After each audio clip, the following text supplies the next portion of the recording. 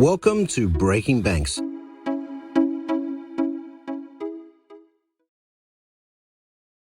David Stillman is the founder of GenGuru, which provides organizations with primary research and insights on engaging all generations in the workplace and in the marketplace. He's also the creator and instructor of some very popular LinkedIn learning courses on the same topics, which have over 350,000 certified learners. He's been a contributor to CNN, the New York Times, Wall Street Journal, Fast Company, and many, many other media outlets. And he's a 3-time best-selling author. His first book, starting with When Generations Collide, back in 2002, was really a game changer for me. And David, I want to ask you about that. He followed that up with The M Factor, how the millennial generation is rocking the workplace. And then his latest is Gen Z at Work, which is co-authored with his Generation Z son, Jonah.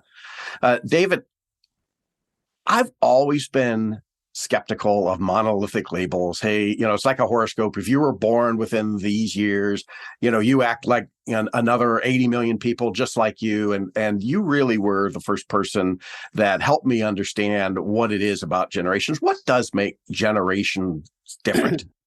Well, let me flip it and say to you, what did I say to you that changed your skepticism? Well, you talked about events that really kind of change a lifetime, right? Everybody, whether it's 9/11 or the Kennedy assassination or, those sorts of things. Obviously, there are things like the availability or unavailability of certain technologies, right? That's a driver of, what we've talked about, digital natives and digital immigrants and that sort of thing. But it's more than that, right? It's not just technology driven. There really are generational differences. And I think, frankly, not enough people get that and pay enough attention to it. They just kind of use a very broad brush and say, oh, if you were born within these dates, then we need to do X. Well, first of all, let me be clear. I'm not here to put anyone in a box, as we like to say. As I've always said for my whole career studying this, I like to take the lid off the box and give some insights to a generation. And I 100% believe you can group a certain generation together. And the theory behind generational differences is that each generation experiences events and conditions, but during their formative years, so it really is these events and conditions that take place usually, I think, between the ages of 12 and 20, when you're really grasping the world around you and deciding everything between, what you want to do for a career, what brands you like, all these types of things that are really shaped by events and conditions. You mentioned, an assassination. It could also be a leader. It could be a world event. It could be, Mother Nature and a tsunami, you name it. But events and conditions, take place during your formative years, results in what I call a generational personality. And a personality are these given traits that come about because we experience these events and conditions that you then take with you into every single life stage. And so, everyone will say, well, don't we all, get married? Don't we all maybe have kids or get a job, retire, whatever it is? And we all hit the same life events. But, my data and research over the years, has shown that each generation hits that life event looking through a different lens, and it's based on the events and conditions. And that's how, we get through to skeptics like you. Well, in your first book 20 years ago now, the title When Generations Collide was a great one because, you noted that, for the first time, we had 4 generations in the workplace and there were lots of differences. I want to make sure we definitely talk about Gen Z, but let's back up a little bit and talk about, what are some of those differences? How do they play out in the workplace and in the marketplace? Well, I know we're dealing with, the financial industry, and that's going to be a lot of your viewers here. I would say, in your industry, you've got 5 generations for sure of customers that you're dealing with. And, you look at something like customer service. Okay. So if you took customer service for a traditionalist, my dad's a traditionalist, 84, my mom, there's still the generation that likes to go to the bank, come in, hopefully you're going to serve them cookies and some coffee, have a conversation where they know the banker and they walk in and they know it, Well, then customer service really changed when along came baby boomers who were so busy doing things. And that's where you really saw the invention of the drive-through. You could stop in, do your banking, keep right on going. And that was total, customer service about adapting to just sort of time that boomers never had. Then came my generation. I'm a Generation Xer, and that really was online banking. It really was the era of being able to do our banking online. And then you go to millennials, and suddenly it went two-way. Really it was like two-way communication that was happening. And it was really the start of some alternative investments, the early stages of robo-banking and some of those things. And now you have Gen Z, everything from crypto to NFTs that others would not even factor into a conversation around financing or investing, yet very real and oftentimes very profitable for the youngest generation. So, there's just an example of 5 different generations of customers. If you're a financial advisor, you sort of need to know where you're going to hit one of those generations. And oftentimes, you might be catering to, say, boomers and even traditionalists, and banking, no pun intended, sort of getting the next heir. But if you don't understand sort of the generations that are going to be coming in, that transfer of wealth will mean nothing for you because they will have picked different advisors. That's a major topic in the industry, right? There's anywhere from $3 to $20 trillion in wealth that's being passed down, and most of the financial institutions, the traditional financial institutions, really don't feel like they're prepared. I wrote a blog post. I will say they are not. I would totally agree with you, and no fault of their own. But you're going to stick to where you're comfortable. And a lot of them are more comfortable in the traditional boomer Xer realm, and will write off the younger generations. Yet I'll just jump ahead a little bit. Gen Z still wants to have a financial institution. They still are looking for help from a banker, from an advisor. And so a lot of times people just assume no, but the fact of the matter is, it's still there, provided you know how to connect with them. How do the different generations view institutional trust? Not just banks, but governments and large things like that. That's been a big part of those shaping experiences for different generations too. But like I said, we could start all the way at the traditionalist generation, the one that even came before the boomers. Those are the ones that had the most trust in an institution because they built a lot of those institutions. From banks to government. You name it, those are the ones who put all institutions and most American companies on the map. Then you saw the baby boom generation came along that really said, okay, we'll trust these institutions. We'll support them, but we think there needs to be change. And, 80 million had their voices heard, and they had incredible change. Civil rights, human rights, voters' rights, women's rights, you name it, that generation really changed it. They're still supporting the institution, but changed the institution. And then came my generation. That's really where you saw the fall off of trust with institutions. A lot of factors came into that. One being, we saw the rise of the media. So suddenly news wasn't just 10 to 15 to a half hour a day. It was 24/7. And it was right at a time where a lot of institutions did crumble right before the rise on television. The Enrons of the world, where, they saw their parents and things promised so much called into question. And every institution did get called into question. And I'm not saying that, these institutions weren't struggling before, but suddenly it was public information and the stock market, organized religion, the military, all these big sacred institutions. Vietnam, Watergate. All of it. Well, that's going to be a little bit more for the baby boom generation, Okay. And they fought back, where Gen Xers are like, forget it. We didn't even fight. We opt out. Yeah, or we're going to look for alternative ways. And the problem with Gen X was dramatically smaller. So we should just take a look at the size of the baby boom generation, 80 million. Then came my generation, we're hovering right around, 60 million. So a lot can play well for Generation X when you're looking for a job and there just isn't as many of us to go around. That's fine. But it came time for, letting your voice be heard. We were a little bit ignored in the marketplace. We weren't creating the cash cows that baby boomers did for everybody. And so, we sort of, not that we opted out, we were just extremely skeptical, but for really good reasons. And then started to look for alternative routes, whereas the millennials raised by baby boomers, typically, when it came to institutions, it was a little bit more like collaborative. We saw a little bit more of that let's all come together, and they could make their voices be heard in new ways. Social media, the whole era of, the presidency with Obama, for example, you had a generation that, set to social media, and suddenly they, when it came to institutions, really said, we're not going to be so skeptical, like blanket skepticism of Gen X. we will judge each one independently on its own merit.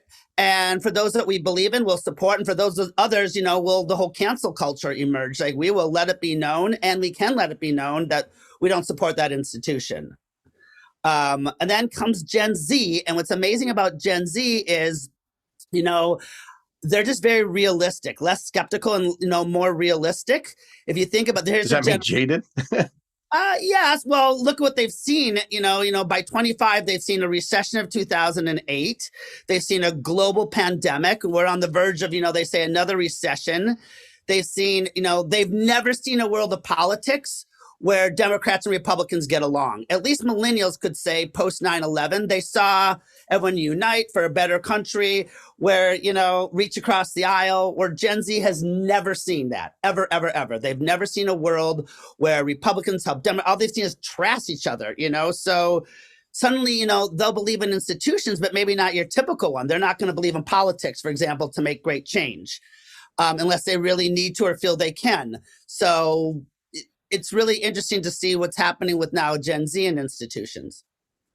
Well, just take this just a little bit further. I wrote a blog post a few weeks ago, building on a bank director survey. They talked to bank leaders and asked them, do you believe your bank has the tools in place to effectively serve the following generations of customers? The baby boomers, 93% yes. Generation X, 85% yes. Millennials, 50% yes. And by the time we get to Gen Z, which they were defining as 16 to 25 years old, 25% yes. So they don't feel like they're prepared. And you agree with that assessment. So that's the good news. Yeah. What do they need to do differently? Meet them where they're at. One is just going to be that it's the end of the expert as we know it. Right. So it used to be like, oh, I went to my financial advisor because he knew everything, and he worked at maybe a big name institution. Well, this is a generation, for example, if they want to know what movie to see, they go to Rotten Tomatoes to see what their peers are saying. So you saw everything from the end of a Betty Crocker who taught you how to cook to the end of a Frommer who told you where to travel to. It's a generation that looks amongst themselves. So it's really peer driven. And if they're going to go into a financial institution, you don't want to say something like, well, you can't believe everything you read on the internet. I know this and I've got plenty of clients, so that's one thing. That's just sort of like meet them where they're at, and that they are going to come in with knowledge. And you got to help them sift through that knowledge for sure. That'd be one thing I would just say flat out, is that it really is the end of the expert. Another analogy you could make with this is we saw that in the education field with a lot of teachers. A lot of teachers struggled when along came Gen Z, and this is a role of technology, JP, that played out is, it used to be sage on stage. The teacher stood in front of the room. I was this disciple of all this information, and you all students take notes, and I grade you. And that's really made room for a guide on the side, because they walk in like, you're telling me this, Google's telling me that, it's they have a new teacher. And I think this, from sage on stage to guide on the side, where the smart teachers are saying, well, let's just see what you're reading. Let me help you figure this out and let me guide you versus, I'm the only expert here in this room educating you. And I think the same thing happens with finance. And this is where you see a lot of them really blow it with the transfer of wealth. Your dad's listened to me all these years. Now you're coming in and you're questioning me, and we label them right away as, not smart, entitled, all these little terrible stereotypes, when I'll come back to, like you said, what do we need to do? You need to accept it's the end of the expert and be a little bit more of that guide on the side, for sure. So I'm wondering if you've seen in your research, does some of these factors kind of play into the rise of crypto and decentralized finance, right? That we're not relying on traditional institutions. We're going to take our matters in our own hands. And to your earlier point, they haven't seen a lot of good news in the economic area. They certainly haven't seen the post-war expansion that the baby boomers saw. And so a lot of this is, well, listen, I just have to do it myself. I'm going to buy, Bitcoin and Dogecoin and NFTs, and that's the way I'm going to take control of my own finance. Is that part of it? 100%, but I think a couple of things. In history, I bet every generation could probably list some new financial investment vehicle that emerged. And so this is just the evolution of finance too, 101 that, it's emerging and it's changing. So we shouldn't be just like, we've seen for every other generation. Are there some generational traits that are part of it? Sure. Is it a lack of trust in institutions? Sure. When they're seeing, big data being hacked left and right, but they're also seeing things like, companies like Nike and Gucci and all these other companies invest in NFT. So some big brands that they maybe emulate, or big brands that they're seeing sort of as ones that they like, make a play in it too. That's saying, hey, I also believe in this brand and what they're doing. Again, end of the expert. The expert isn't just going to be Charles Schwab or some big, finance person. It might be a Nike. It might be a Gucci, etc. So I think, it's that as well. But yet it is the era of alternative investment for sure. And I'll bring back one trait. I said they're super realistic. I think they're realistic to know, like, they're not going to put all their money into it. They're hearing about the fraud and they're, some of these some have. Yeah. But some have and they lose out. Yeah. But, the other thing too is that they're just very realistic and they're going to keep an eye on it. And it won't be everything, but they're willing to try it, where the rest of the generations, we'll wait till something's perfect. They're willing to beta something, always have been. They wait for, as we say, MVP, minimal viable product. They'll take it, they'll try it, not all of it. And they have an element of FOMO, fear of missing out, that they don't want to be late to the table either. So you have been researching and writing and speaking and advising on these topics for a long time now. And you've, recently doubled your firepower by working with your own son, Jonah. Talk a little bit about that and what you've learned and what he brings to the table as a Gen Z. And what are some of the collisions you've had in your own two generations? It's one of the things I would say. I'm the luckiest dad in the world that I get to work every day with my son, and we get along famously, and he's one of my greatest teachers. So right off the top, I can tell you, I just feel so fortunate. But if we play back, what had happened is that, way back, though, what put me in business a long time ago was the baby boomers all the time. So baby boom, baby boom, baby boom. I sort of was an extra raising my voice and people ignored Gen X and it backfired. And I was seeing millennial. And as people started to describe even my kids, Gen Xers, I was like, well, they're not millennials. And I saw, oh my God, history is repeating itself. And so I launched the first really study on Gen Z's workplace attitudes right as they were entering the workplace, really early on. And my son Jonah. So when was that then? Just give us a time frame. 2016. Okay, so Gen really Z's at that point. So they're like graduating high school, entering university, some maybe leading edge, graduating. But I ran the survey, the same one that I had ran for millennials again. So this is now like 15 years later. And I was like, whoa, it was so different. And I was like, deja vu is going to happen. We're going to treat the Gen Zers like the millennials and it'll backfire.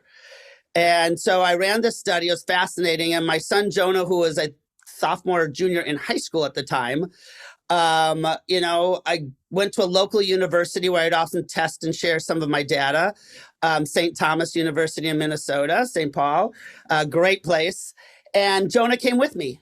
And giving, presentations, talk some of the data. And they asked a question. I said, well, Jonah, come up here, just on a whim. And it was this light bulb went off when I just saw completely all attention in the room go to him. And I was just like, wow, they want to hear it from a Gen Zer. And so it was, and he loved it. I think he had a light bulb going off being like, wow, I guess what my dad does is pretty cool.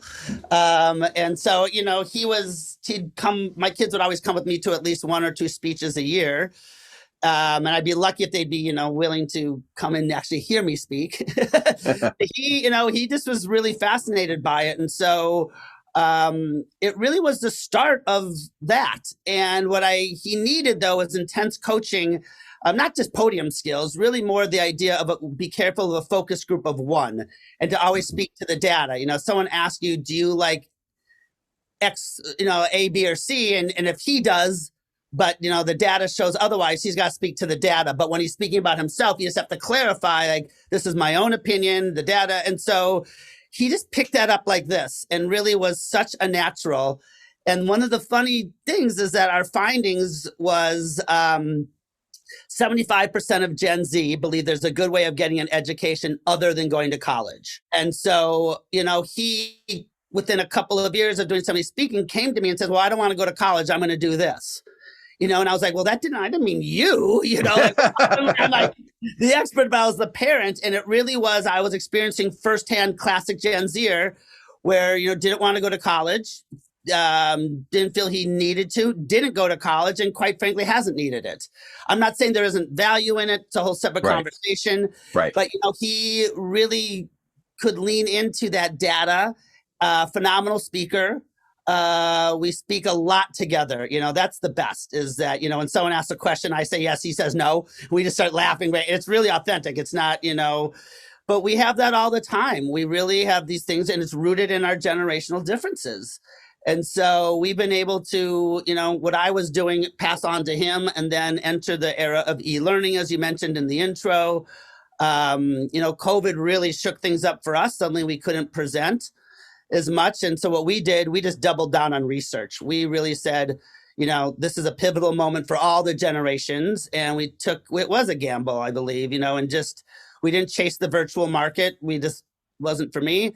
We do them, but, we really doubled down on research. And now with it lifting, it's just, and Jonah with a couple more years under his belt, it's fascinating for me to watch him really just shine as, what I would say a true Gen Z expert. And I love working with them. I just do. Oh, that's awesome that you have that chance. The pandemic shook everybody's world, right? Regardless of age. And I'm curious how each of the generations have kind of been impacted, and particularly around collaboration and workforce. We're in the middle of a massive battle right now about what return to work looks like, and do you need to be in the office, or can you have a whole remote workforce, and all of that. What does the data tell you around the way different generations are dealing with that? I mean, I don't think anyone would disagree that nothing beats a face-to-face conversation, and being in the same room. It's just great. Everyone loves that. That being said, it's also hard to say that we can't be productive as remote workers. I think that's going to be really important. And then the whole argument, does this count face-to-face? Are you and I face-to-face right now? Some, the younger generations would say absolutely. A baby boomer would say not at all. So you just have those nuances. But I will say, if you kind of break it down, if you look at the baby boom generation, the challenge is that, this is a generation that was told you leave your life at the door and you go to work. And it was like work-life balance. You had work and then you had life. And suddenly we're at home, and I just said to you a few minutes ago, my dog wants something to eat, and I handed my dog some food, to a baby boomer, it's just like, whoa, I'm professional. Or you see, like one of your kids or even a spouse walking their pajamas in the background. It just felt really unprofessional. And it just felt, really uncomfortable. And that's not to say that this generation can adapt, but we have to respect it. Just wasn't they were told, again, during those formative years and beyond, what is professional. Yeah. And so I think it'll always lack for baby boomers some sense of professionalism. We're just more casual. That was a generation that fought so hard, on the whole dress code. I still can't believe that, that was a thing for years and years. I had to battle dress code because, a Gen Xer didn't want to wear a tie when there wasn't one customer nearby, Right. So which brings me to a point. I think all the generations would acknowledge your customers should drive the discussion. If you are a place of work where customers come in, yes, you need employees there, period, end of story. If our customers expect us to be doing something a certain way that requires you in the office, there's your answer. I mean, it's just like, otherwise you're not in business. So like your customers should drive it, period. What you saw with Gen Xers, though, is very comfortable with it. We were always these independent operators. Oh, and I would say of any generation that probably could handle it the easiest, it was a Gen Xer, because we're always independent. We could log on. The challenge that a Gen Xer had with COVID was we became the new sandwich generation. Forever we talked about boomers being the sandwich generation. Well, most boomers, or a lot of boomers, parents have passed on, and their grandparents were, for suddenly Gen Xers, it was their parents that were really the population that was struggling health-wise, that was a vulnerable population. And then they also had kids in high school or at home that they were managing. And for a lot of Gen Xers who had kids later in life, that span could be a lot wider than a baby boomer. You might even have elementary kids at home. And so while they were most comfortable with this type of work thing, they were suddenly dealing with this sandwich generation that I think, I would tell you that not enough, especially in finance, pay attention to. I still have people in finance refer to the baby boom generation as the sandwich generation, and it's Gen X. And in the workplace and in the marketplace, people who talk to Gen X and cater to them being the sandwich generation are going to find a really deep connection there. Well, and it seems to me that nobody was hit harder in the pandemic than those in sandwich generations, right? Add to it the isolation and the health factors, for both the elderly and the young, and disrupting, daycare and education cycles and all of that thing. It really created a lot of stress. I agree. I'm not comfortable saying that the pandemic was worse for one person than another. I just think it fair enough. And what I would say is that it hit everyone in different ways. Just because it hit me that way doesn't mean it hit another generation that way. What you saw with millennials continuing on is the most collaborative generation ever. So this is a generation that really forced us into open office concept. Really, like, we take down the cubicle walls. We all, to me, it's like an airport. Like, we all sit together. But millennials loved it. And overnight, they're at home, and that collaboration and that communal thing is just taken from them. But something else happened is, I think we have to, for that generation, if you were to look at like January, February 2020, millennials were the most stressed out they have ever been. It's not like pre-pandemic, we are living some balanced utopia. They were really stressed out. So for them, what it allowed is a reboot, when your computer can sort of, reboot, and as the computer turned back on and they're like, oh, I can get my kids out the door. I can. And it was like, wow, this is actually great. I am liking this. And I'll find new ways to collaborate. You saw the Zoom happy hours, or, they pulled up in parking lots with their cars and, they managed the 6 feet of distance or whatever. They worked around it and they were like, okay, this really works for this life stage I'm at. And that's where you started to hear about the Great Resignation, because they were like, the worst thing you could say to a millennial is we're going back, because going back to them harks back to that January, February 2020, when, they were just stressed out to the max. So COVID actually lightened their load, but suddenly, they still had angst about climbing that ladder. What am I going to be able to do? And they didn't want to go back to the way it was, and was worried in a lot of ways, if that's my only way to get ahead, then I got to go find somewhere else to work. Well, you mentioned that, the millennials were the most collaborative generation ever. And I remember learning about that. Yep. And I have my daughter's millennial, and I was really proud about that for that generation. But you said Gen Z is much more competitive than ever. Gen Z, let me just finish that thought on millennials. And I will say, not only great collaborators, incredible teammates. I mean, they could join a team, haven't really met somebody, play to their strengths, figure out their strengths, operate as a team. I mean, the collaboration is really impressive. A lot of that comes from they were the generation that sort of launched media going two ways, social media. Suddenly they were the ones that we could make it two-way, and not where my generation was one way, just being thrusted at you. But then along came Gen Z. Now, remember, boomers raised millennials, typically Gen Xers raised Gen Z. We were, remember, that independent, skeptical generation. So we always had our kids open to alternative paths. It was always something that they were willing to do. And one thing that I think Gen Xers really said to their Gen Z kids is, a participation award is BS. Don't believe in them, where millennials are taught, you're only as strong as your weakest link, and, a lot more collaboration. It's just that you try your best. And Gen X was like, no, winners and losers out there. More often than not, you're going to lose. It's a tough world out there. A lot of that came from the recession, 2008 recession, where Gen X's net worth, it fell by 45%. So we weren't going to tell our kids the world's your oyster. And so Gen Zers entered it like, whoa, it's a tough world out there. And with parents that were more willing to, have an alternative outlook on things. Take something like higher ed. To a baby boomer, if their millennial kid didn't go to college, it was sort of a statement about themselves. Where to a Gen Xer, we were open to it. I faced it first down with Joan. It was shocking to me. I never thought, it would be that way. But I will tell you firsthand that he was right. In the case of Jonah, didn't need it. And so open to alternative paths. So they became very realistic Gen Z, but extremely competitive. And a lot of baby boomers in the workplace, resonate with this new Gen Zer. Boomers were, I thought, the most competitive generation, and they were until Gen Z. But 80 million baby boomers, competing for the top. They invented internal politics and all those things. Along comes Gen Z, super, super competitive, beyond competitive.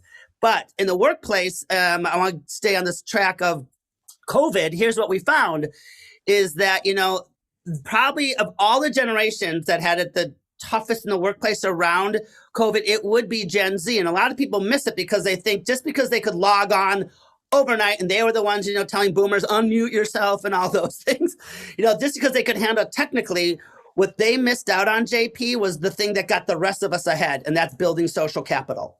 The water cooler was gone. There was no meetings around the boardroom table where suddenly afterwards there's a conversation and you'd be like, what's that about? Oh, it's a new committee. You should join it. And next thing you know, you sort of had a leg up on somebody else just because you were there. And so for Gen Zers, they really lost that ability to build the social capital. And so, a lot of places that are operating in a remote setting, what I'll have to tell them is you've got to find ways for a Gen Zer to build social capital in a digital environment. A lot of people on Zoom calls, what happens as soon as it's over, it's like leave meeting. Is there a way to encourage managers to ping, a Gen Zer in a chat and say, hey, can you stay on for a couple of minutes? Or I'd love just to talk and get to know you better. I liked your last point. It's one of the best things you can do. And I would even say it's a retention strategy, would be to figure out how to offer Gen Zers social capital in this new digital and oftentimes remote working environment. I remember you telling a story about sending an email to baby boomers, and you were chastised because you didn't alphabetize everybody. Because if you don't alphabetize, that's impressive, JP. I do, and if you don't alphabetize, then you need to rank them by hierarchy in the organization, right? How does that manifest itself today with Gen Z? What are the markers of hierarchy or importance? Well, I think it even started with the Millennials. But so the story goes is that I had a brand new client. I was a Gen Xer, and it was very baby boom cloud, one of the biggest companies in the U.S. actually. And I sent out a memo. I even remember the name of the company, but I won't say it. Yeah. And I'll never forget, I got a voicemail, saying, David, we received your memo. We know you didn't alphabetize the list of recipients. If this is going to be successful, we'll need you to pay attention to these details. And I remember thinking, am I being punked? Is that my brother? I was so dumbfounded, but it mattered to a boomer where you were on the memo, first said you were the most important. And so, it really was my intro into internal politics and hierarchy. But what we saw with, truly the internet and social media, really with the Millennials, is a flattening of, the hierarchy, where suddenly it's just sort of everyone's in the middle. There's really no one at the top. You're in the middle and who's around you, and just to be really smart about it. But I think we saw, suddenly you got rid of a corner office. That used to be where you were, as a lot of it was location in an office, a title, where you were on the memo. And I think it really was the millennial generation that flattened that. Which I think can make it a lot harder for a Gen Zer to be like, who do I go to for this? Especially for a generation, as I mentioned, where it's the end of the expert. Do I go to my friend for this? I kind of want their job. I don't want to tell them, this or that. Do I go to? So I think sometimes hierarchy can make it a lot easier. There's a reason it works in the military. I say jump, you say how high, and we win the battle. Places like the military, it matters. If everything in the military had to be done with, a kumbaya chat room, they'd lose the battle. But it's really one of the few places, the military, where that top down is played out. It's really interesting. And so I think... And banks. What? And banks. Yeah. Got it. Okay. Noted. Yeah. You've also talked about this idea of work-life balance for Gen Z. It's really about a blend. Talk a little bit about what your research shows there.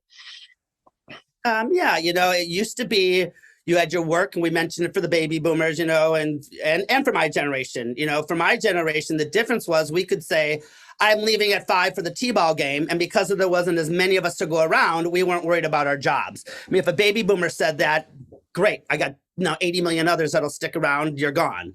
And so, working late hours was a badge of honor.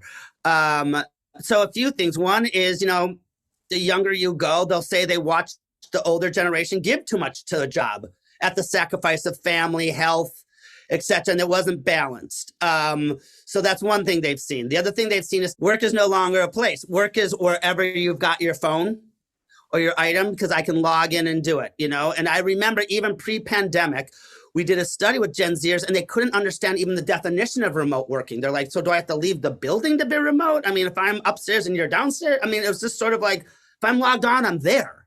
They just didn't get it. And so, work is no longer a place.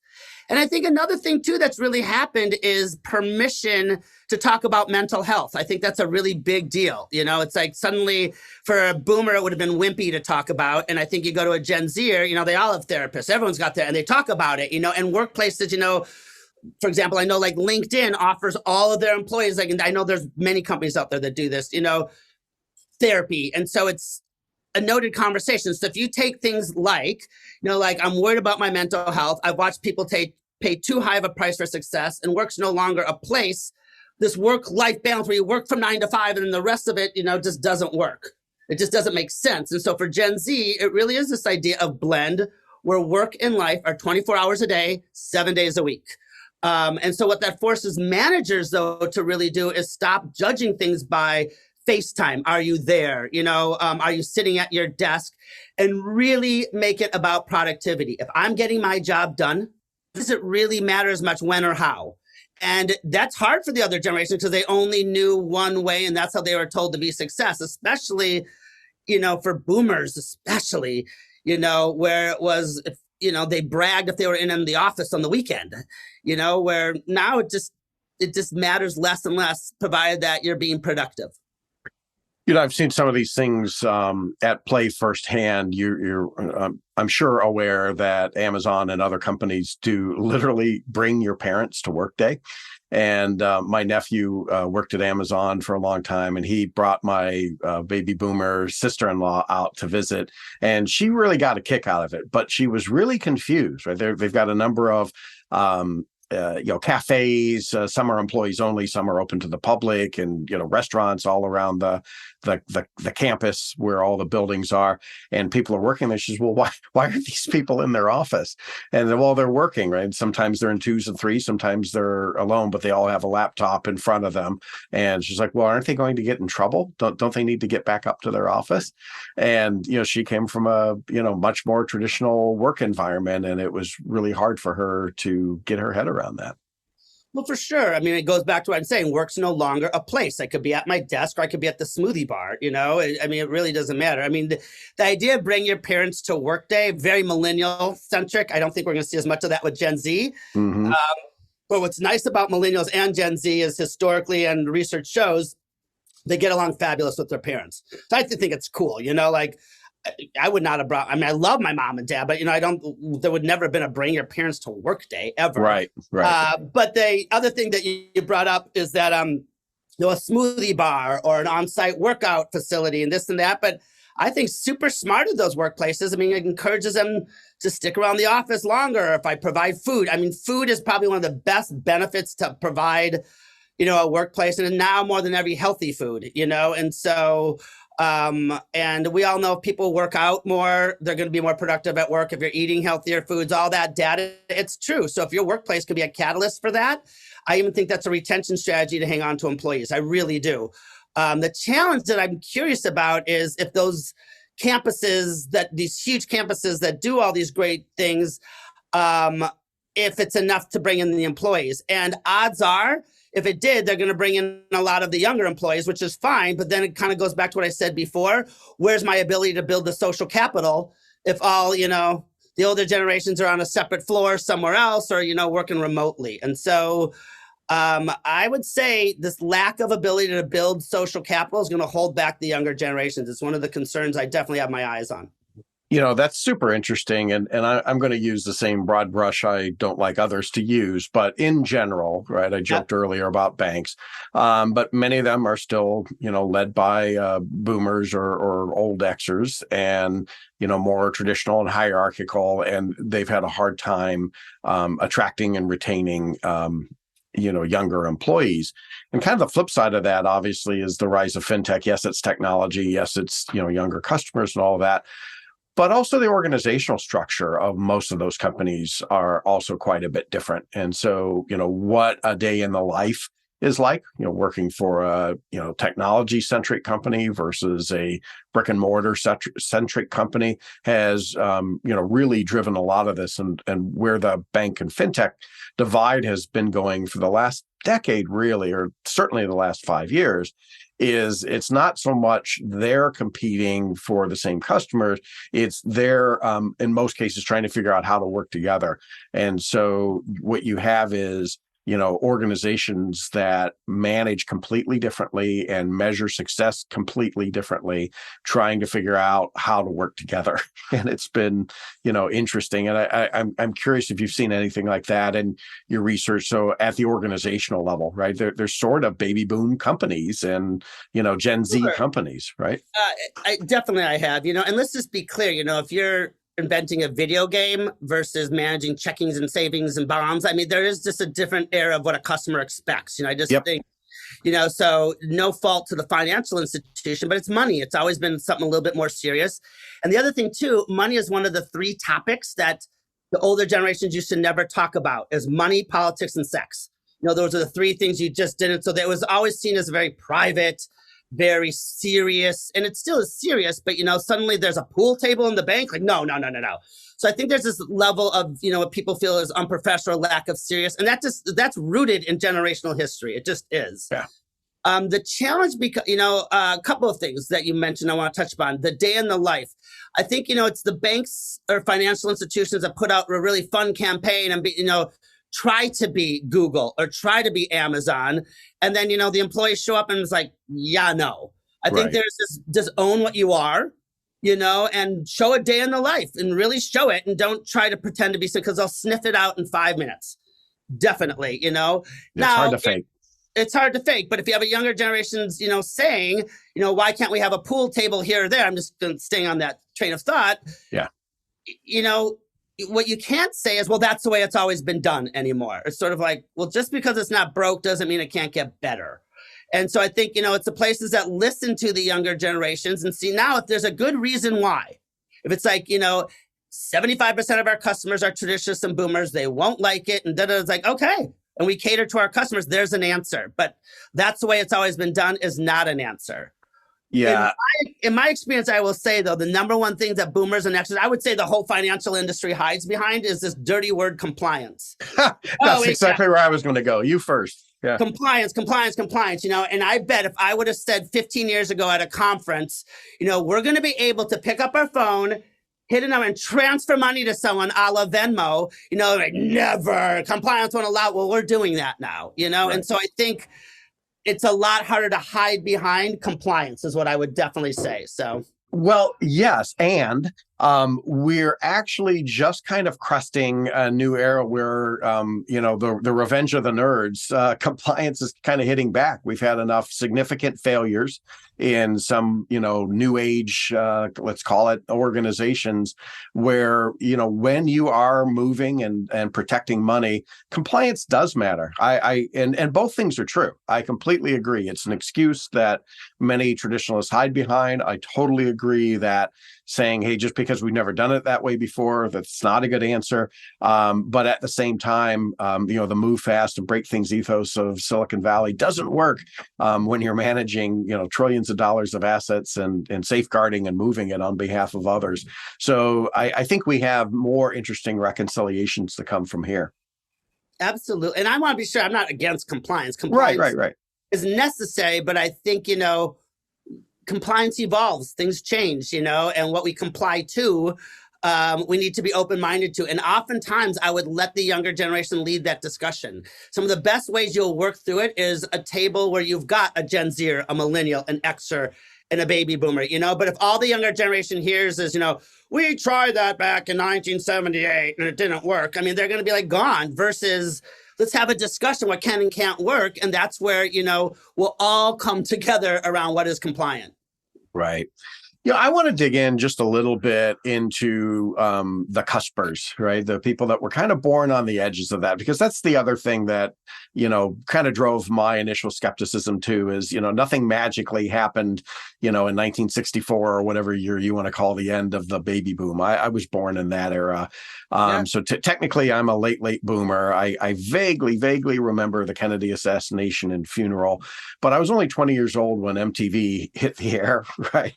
So I was a latchkey kid, right? I have a lot of stereotypical, early Gen Xer, kind of things. My daughter is, a late millennial, so she's got a little bit of Gen Z in her as well. So how do we think about those gray areas when people just go, oh, that's not me, because this part is and that part isn't. Yeah, I'm glad you brought it up. Here's where, and I know there's others in my industry who do this. Here's what I have chosen not to do, and I feel kind of strong about it, is to come up with yet another generation that those in between. Overlaps, Well, because I just think it's going to confuse the generation. I mean, think about it. In this short amount of time, we've covered 4 generations. We've touched on the marketplace. We've touched on workplace. We haven't even gotten to the global scale, how it plays out globally, which is a whole nother thing that we spend a lot of time researching because a lot of our companies are international. If you then start throwing in these mini generations, I think it confuses the dialogue. That being said, there's a very important place for what we call cuspers. And, in my first book that you referenced, When Generations Collide, there's a chapter called Cusper the Friendly Ghost. Right. And it's sort of like this idea of, they're lost. Yay! They're lost in between the 2 generations. But here's what's really fascinating, and I've been able to prove this in a lot of ways, is they play a really important role when it comes to leadership, because they tend to be sort of natural mediators. They understand who set the policy and why we're kind of stuck on this in compliance maybe, and why we have a generation saying, no, we can do online banking. They understand. So they tend to be great mediators, really good negotiators. And if you look at a lot of CEOs in our country and around the world, they're on the cusp for that very reason, that I think they can straddle 2 generations. Now, if I really dig in with someone who's on the cusp, they naturally will sort of trend with one generation more than the other and not necessarily be a hybrid. But that being said, there is a very strong place for cuspers that I think, plays out in management and in leadership. Well, that might explain a lot of why I have one foot in traditional financial services and one foot in fintech. Right? I'm a cusper. There you go. Well, you mentioned this, and I do want to talk about global trends. Outside of the workplace in the U.S., what's this look like globally? We could spend a whole nother podcast on this, JP, but here's the one thing that I would say, it might even be refreshing for everybody, is that of all the generations, Gen Z is the most globally similar. And here's why. You talked about, let's take a baby boomer, Vietnam, Watergate, assassination of Kennedy, right? You ask a boomer in Asia, Europe, South America, Australia, they maybe heard of those events, but mean nothing and didn't shape them.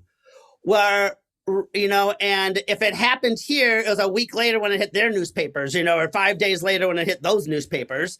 Where Gen Z, if something happens right now, it's heard and felt around the world instantly. So that's why you find out, there are events like a pandemic, that is global. A lot of the events and conditions they can relate to. So Gen Zers, if something happened right now in Paris, France, some type of attack that was just horrible, you would have a Gen Zer saying, oh, I still remember when this happened in Paris. And so we do find, that on the whole, they're the most globally similar. However, where you will see some differences was in parenting styles. How an Xer parents to Gen Z here is radically different than how an Xer parents a Gen Zer, say, in Asia. So there are differences, but it starts from probably one of the most globally similar places, which I think has been really, really cool. Well, that's interesting. We talk about this. We're recording this on the day after World Cup final, where literally half of the globe, right, 4 billion people were all doing the same thing for 2 hours yesterday. Yep. And I was one of them. And it was really interesting to see how that Now, when you marry that to the ability of technology, not, just tape delay or, newspaper reports printed the next day, the instantaneous nature of that, it's pretty fascinating to watch. Okay, so take an industry like finance, right? That you said has been very traditional, and now we're in the workplace, and a Gen Z is used to something happening, and seeing Argentina win, and boom, they know instantaneously. Now they enter the workplace. We do quarterly reports. Looking backwards. Or feedback. Feedback's just where everyone blows it, and we'll talk about it in your annual review, which is really much what's happened the last few weeks, It's right. And so, this instantaneous, while it's great for, the World Cup, it definitely is going to present challenges for a lot of your listeners when it comes to, onboarding and recruitment and retention and day-to-day management for sure Gen Zers and millennials too. Absolutely. Well, David, this has been fantastic. Before we wrap up, what's your kind of best advice for people dealing with Gen Z and finance? Understand that they do want financial advice. They've seen that they're not just going to do RoboCop, like a robo banking, sorry. Mm-hmm. They're not just going to do that. They're going to, they want an advisor, but they want an advisor that's not going to be judgmental. That's going to be open to anything from Bitcoin to, like we talked about NFTs. They're going to, 50% of Gen Z want to go shop brick and mortar and 50% want to do it online. And so the idea of going into a financial institution is definitely going to be great. But if they walk in and they feel like, really out of place, it's going to be an issue. It's going to be a challenge. So if you can create an atmosphere where they want to come in, I definitely, would say it can happen. But I would also say, do you have a Gen Z advisory board? Most of the decisions or approaches, marketing, all the above to connect with them are probably being designed by my generation and baby boomers. Get some Gen Zers around that table. Ask for their input. Find out. Because oftentimes, we think we know, or we've got a focus group of 2 or 3 that's sitting around our own dinner table. We haven't really asked them. And they'll tell you, and they're used to being asked. So I would say, get to know them and meet them where they're at for sure. Well, that's been great. It's so good to catch up and talk one-on-one about your work. How can people learn more about your and Jonah's work? You can always find me on LinkedIn. I do a lot of work there, but I would say go to GenGuru, GenGuru.com. Reach out to us, and we love doing, workshops, presentations, and we're known, as for customizing, and we'll really get to know your industry and institution and help you bridge some generation gaps. Great. David, thanks so much. Thanks for having me, JP. That's it for this week. If you like the show, make sure to give us a 5-star rating on your favorite podcast platform, or share it with a friend, or share it on social media. We'll see you again next week with more Breaking Banks.